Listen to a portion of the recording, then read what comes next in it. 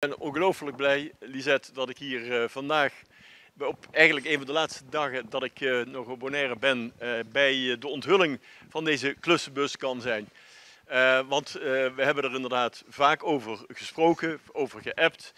En het is, zoals je zei, het is een ongelooflijke mooie bijdrage voor het mbo en voor Bonaire zelf. En hoe kwam ik er nou op? Nou, ik kom zelf samen met mijn gezin al jarenlang op Bonaire, eigenlijk altijd op vakantie.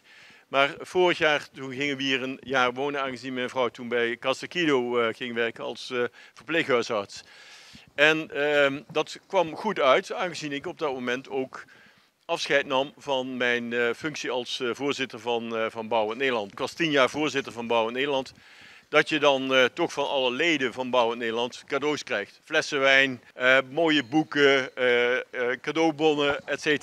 Dus ik dacht, ik wil iets voor Bonaire doen.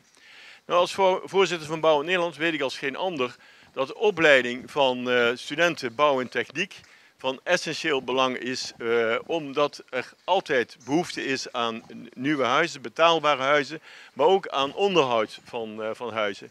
En ik weet hier op Bonaire dat er toch ook behoorlijk wat mensen zijn die toch in moeilijkheden zitten, niet veel geld hebben, niet in de beste huisvesting gehuisvest zijn. Dus ik dacht van, het zou mooi zijn als we iets kunnen combineren.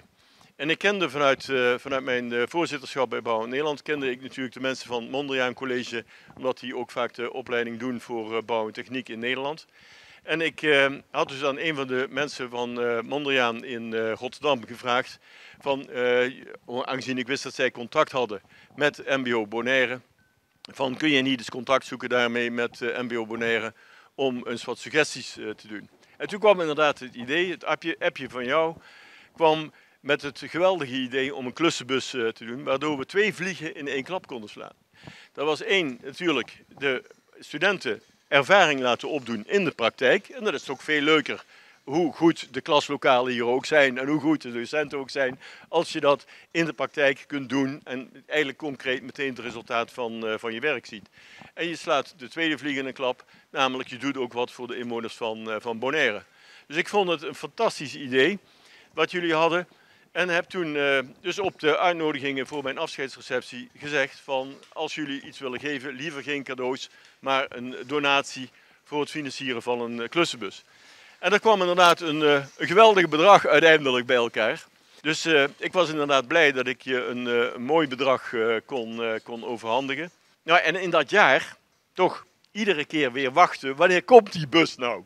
Nou weet ik ook wel dat het op Bonaire soms wat langer duurt. En jullie ambitie was nog groter, want jullie wilden eigenlijk een iets mooiere bus hebben dan een tweedehands bus. Dankzij jouw inzet en ook de inzet van je collega's ben je erin geslaagd om andere sponsoren te vinden. Dus nu staat hier een geweldig resultaat. Dus ik hoop dat er vele uren door de studenten gewerkt gaat worden in de praktijk. En dat we dus ook wat aan de achterstallige onderhoud in veel armere wijken hier iets kunnen doen.